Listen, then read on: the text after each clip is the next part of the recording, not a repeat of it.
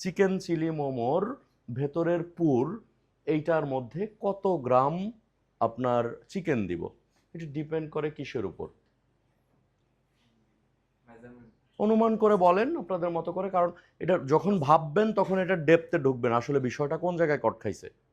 যে কোনো ফুড আপনার কি পরিমাণ ম্যাটেরিয়াল আপনি ইনগ্রিডিয়েন্টস আপনি দিবেন সেটা ডিপেন্ড করে কিসের উপর? আমরা যে খামিটা বানাবো মানে মোমোসের জন্য ওকে, আপনি খামি বলছেন, অন্য কেউ? টেস্টের উপর হতে পারে। আসেন আমি বলছি, আপনার যে কোনো ফুডের মূল ইনগ্রিডিয়েন্টসটা কতটুকু দিবেন সেটা ডিপেন্ড করে আপনার ফুডের প্রাইসের উপর। কাস্টমার আপনাকে কত টাকা পে করছে সেইটার বিপরীতে হচ্ছে আপনি ইনগ্রিডিয়েন্টসটা দিবেন। আপনার ফুড ভালো হবে। আপনার স্থানকাল পাত্র ভেদে এটা অবশ্যই চেঞ্জ হয়, কিন্তু অলওয়েজ আপনি প্রাইজিংয়ের উপর ম্যাটেরিয়ালকে ডিপেন্ড করাবেন।